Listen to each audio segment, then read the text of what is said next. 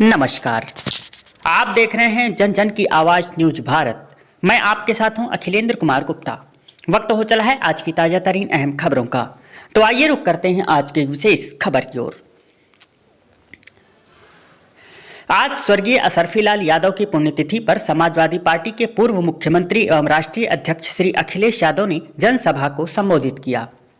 आपको बताते चलें कि उत्तर प्रदेश जनपद बाराबंकी तहसील सिरौली गौसपुर थाना बदोसराय क्षेत्र के अंतर्गत कस्बा बदोसराय में माननीय स्वर्गीय असरफी लाल यादव की श्रद्धांजलि पर पूर्व मुख्यमंत्री एवं राष्ट्रीय अध्यक्ष श्री अखिलेश यादव जी पुष्प एवं माल्यार्पण को अर्पित करके जनसभा को संबोधित किया, जिसमें आए हुए इस जनसभा में हमारे बीच माननीय पूर्व विधायक सपा प्रत्याशी फरीद महफूज किदवई, रामनगर विजय कुमार यादव, रेणु वर्मा, पूर्व ब्लॉक अध्यक्ष सुरेंद्र वर्मा, शीला सिंह वर्मा, पूर्व कैबिनेट मंत्री श्री अरविंद सिंह गोप यादव, शिव कुमार यादव, सपा ब्लॉक अध्यक्ष सिरौली गौसपुर इश्तियाक आल मानी जी, मोहम्मद इमरान खान साहब चेयरमैन बंकी, हरिराम यादव, मौलाना असलम, दरिगापुर प्रधान हाजी अहमद, पूर्व विधायक राम गोपाल यादव, चौधरी अदनान, प्रदेश सचिव संग्राम सिंह वर्मा, पूर्व मंत्री राम सागर जी, श्रीमती राजलक्ष्मी वर्मा, पूर्व विधायक गौतम रावत जी, मोहम्मद फैजान किदवई ने समाजवादी पार्टी के लिए वोट देकर भारी मतों से विजयी बनाई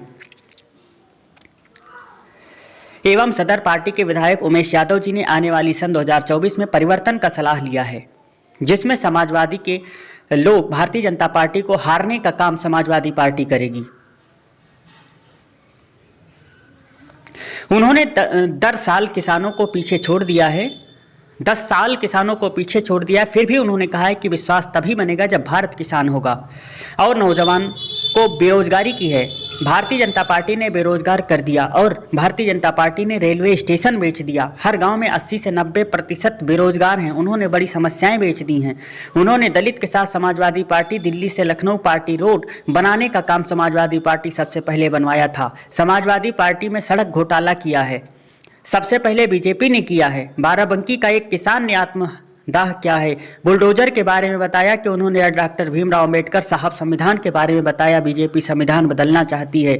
1 लाख करोड़ बीजेपी ने उद्योग दिया था, कर्ज माफ किया था, किसानों का कर्ज माफ करने की बात कही थी। उन्होंने डीजल पेट्रोल के बढ़ते कीमतों पर समाजवादी पार्टी के नेता पूर्व मुख्यमंत्री अखिलेश कुमार यादव ने कहा है कि यदि मेरी सरकार सन 2024 में आएगी तो मैं किसानों का कर्ज माफ कर दूंगा और यूरिया की बोरी में 5 किलो वजन कम कर दिया। फिर बीजेपी सरकार ने अब जल्द ही 5 किलो वजन फिर भी कम करना चाहती है और समाजवादी पार्टी ने 100 नंबर चलाया था। बीजेपी सरकार ने उसका नाम बदलकर 112 रख दिया। फिर भी समाजवादी पार्टी ने एम्बुलेंस चलवाया और एक बार पुनः रामनगर के बुढ़वल चीनी मिल को चलाने का प्रयास कर रहा है। जन जन की आवाज़ न्यूज भारत से संवाददाता मोहम्मद शब्बीर की खास रिपोर्ट। वाह खबर कि जो रास्ता दिखाया था बेनी साहब वर्मा जी ने, जो रास्ता दिखाया था राम सेवक यादव जी ने, जो रास्ता दिखाया डॉक्टर राम मनोहर लोहिया ने, और जिस सिद्धांत को हमें विरासत में मिला है नेताजी ने जो रास्ता दिखाया, उस रास्ते पे चल करके और संविधान जो हमें बाबा साहब ने दिया है उस संविधान की रक्षा करने का काम करेंगे। क्योंकि 2024 समाजवादी पार्टी केवल नाम नहीं है, समाजवादी पार्टी नाम तो है, लेकिन समाजवादी पार्टी संविधान पार्टी भी है और इसने बचाने का काम या जब कभी भी रक्षा करने का काम हुआ है वो करने का काम किया है। इसलिए 2024 समाजवादियों के लिए संविधान की रक्षा करने का भी साल है। जहां ये नया साल है वहीं हम ये भी संकल्प लेते हैं कि समाजवादी पार्टी और समाजवादी लोग मिलकर के इस संविधान की रक्षा करने का काम करेंगे और इस संविधान को बचा करके हम लोग इस देश के तमाम गरीब किसान नौजवानों को हक दिलाने का काम करेंगे। और जिस तरीके से हम लोगों ने नारा दिया है कि आने वाले समय में कि पीडीए ही मुकाबला करेगा एनडीए का, कोई भी हराएगा एनडीए को तो हमारा यही पीडीए के लोग जो खड़े हैं यही मुकाबला कर करके एनडीए को हराने का काम करेंगे। आज पीडीए के सामने इनकी कोई ताकत नहीं है। इसलिए एक बार फिर इस सर्दी में आप लोग आए, आप लोगों ने इस कार्यक्रम को सफल बनाया। मैं सामने से लेकर के आखिरी तक जो खड़े उनका धन्यवाद देता हूँ। कुछ हमारे नौजवान पेड़ पे भी बैठे हैं, मैं उनका भी धन्यवाद देता हूँ। इस सफल कार्यक्रम के लिए फरीद महबूब किदवई साहब को बधाई, हमारे बाराबंकी के सभी नेताओं का धन्यवाद और अशरफी लाल यादव जी के सभी सहयोगी साथी और परिवार के लोगों का बहुत बहुत धन्यवाद, जिन्होंने यहाँ पर हम लोगों को आने का मौका दिया। हम सबका बहुत बहुत धन्यवाद देते हैं और आभार प्रकट करते हैं कि इस उम्मीद के साथ कि आने वाले समय में जो चुनाव होगा, उस चुनाव में आप लोग साइकिल की मदद करने का काम करेंगे। साइकिल जीतेगी तो संविधान जीतेगा, साइकिल जीतेगी तो हम लोग संविधान की रक्षा करने का काम करेंगे। साइकिल जिताओगे तो पीडीए की लड़ाई को और आगे बढ़ाने का काम करेंगे। बहुत बहुत धन्यवाद आप सबका। माननीय अध्यक्ष जी, माननीय राष्ट्रीय अध्यक्ष जी, एक चीज आपसे मैं कहना भूल गया था। बहुत बहुत धन्यवाद। अब हमारे धन्यवाद देंगे भाई विजय यादव जी, जिन्होंने इतना बड़ा जन सैलाब फरीद महबूब किदवई साहब और विजय यादव जी ने बुलाया है। भाई आए, आदरणीय विजय यादव जी, धन्यवाद दें। हम आप सभी का, माननीय राष्ट्रीय अध्यक्ष जी का और सभी जो समाजवादी पार्टी के कार्यकर्ता पिताजी के चहेते जो आए हैं, सभी का बहुत बहुत धन्यवाद, बहुत बहुत आभार। जिंदाबाद अखिलेश यादव, जिंदाबाद अखिलेश यादव, जिंदाबाद अखिलेश यादव, जिंदाबाद। चारों यूथ के अध्यक्ष, हमारे चारों यूथ के अध्यक्ष आ जाएं। चारों यूथ के अध्यक्ष, योजन सभा, लोहिया वाहिनी, छात्र सभा, यूथ ब्रिगेड।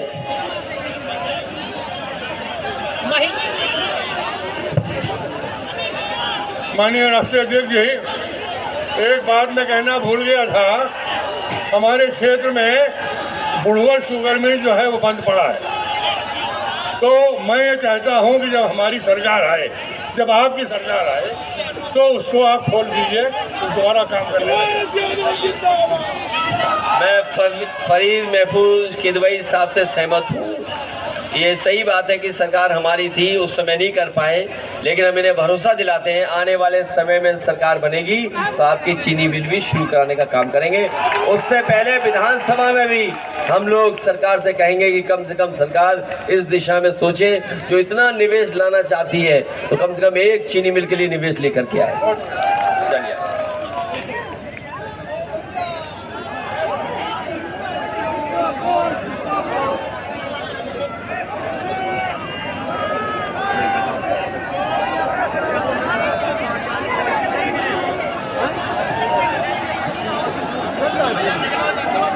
आ गई आजकल, जो आधुनिक चीजों को लेने का काम शुरू किया सीख पाएगा।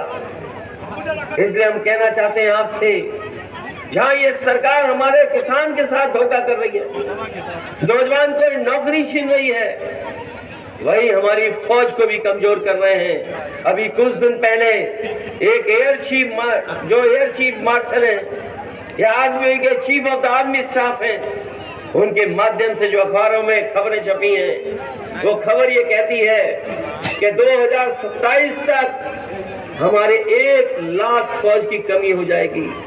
और वही यहाँ पर हम याद करें तो जो लोग फौज के आंकड़ों को जानते होंगे, वो जानते होंगे कि 70,000 फौज की भर्ती हर साल हुआ करती थी।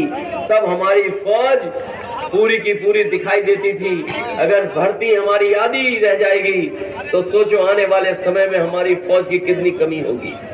और जो लोग जानकार होंगे वो जानते होंगे कि भारतीय जनता पार्टी के लोग पाकिस्तान को लेकर के तो बहुत सारी बातें करते हैं, लेकिन चीन की बात को लेकर के चुप हो जाते हैं। चुप इसलिए हो जाते हैं क्योंकि जानते हैं भारत से अगर कभी मुकाबला हो पाया चीन का तो हमें बहुत मेहनत करनी पड़ेगी, बहुत बड़ी फौज की तैयारी करनी पड़ेगी। और उसका परिणाम यह है भारतीय जनता पार्टी की गलत नीतियों के कारण कि हमारी सीमाओं के अंदर चीन के लोगों की घुसपैठ हो गई है। चीन की घुसपैठ की बात नहीं करती भारतीय जनता पार्टी, हमें पाकिस्तान को लेकर के हमेशा चिंता व्यक्त करती है। जहां पाकिस्तान दुश्मन है भारत का, वहीं चीन भी बड़ा दुश्मन है भारत का। अगर भारत की जमीन को पाकिस्तान छीनना चाहता है, अगर हम सही देखेंगे तो चीन के लोगों ने हमारी जमीन छीन ली है, चाहे वो लद्दाख हो या दूसरा हिस्सा हो। वहां पर चीन के लोग आगे घुस करके आ गए हैं, लेकिन भारत सरकार अभी भी चुप है। अगर ये सवाल उठाया जाए, उनसे पूछा जाए कि आखिरकार कि चीन को लेकर के आपकी क्या नीति है, उसका जवाब उनके पास नहीं है।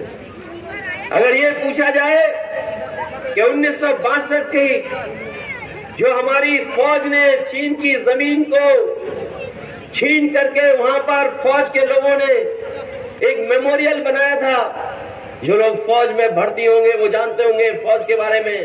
रिजंगला की जो लड़ाई थी, जो हमारे फौज के लोग आखिरी गोली तक, वो आखिरी जवान तक लड़े थे, तब जाकर के अपनी जमीन बचाने का काम किया था। लेकिन भारतीय जनता पार्टी की सरकार में बहुत सा हिस्सा चीन के लोगों ने कब्जा करने का काम किया। जहां हमारी सीमाएं सुरक्षित हैं, नौजवान को नौकरी नहीं, सरकार के प्रधानमंत्री ने कहा कि जानवरों की समस्या का समाधान करेंगे। बताओ 2 साल हो गए, कहां समाधान हो गया उस समस्या का? जिन्होंने कहा फ्री सिलेंडर देंगे गैस का, बताओ फ्री गैस सिलेंडर मिल रहा है क्या किसी को? आपका डीजल पेट्रोल कहां पहुंच गया? डीजल पेट्रोल कहां, कितनी कीमत चुकानी पड़ रही है आपको? और अभी सुनने में आ रहा है यूरिया की बोरी, खाद की बोरी से 5 किलो और कम कर दिया। पहले 5 किलो कम किया, फिर 5 किलो कम कर दिया। एक दिन बैठा बैठा मैं सोच रहा था कि ये बोरी से 5 किलो की ये रणनीति कहां से सीखी है बीजेपी के लोगों ने? मुझे याद आया, पार्ले जी बिस्किट से सीखी है इन्होंने। हमारे जो बुजुर्ग बैठे हैं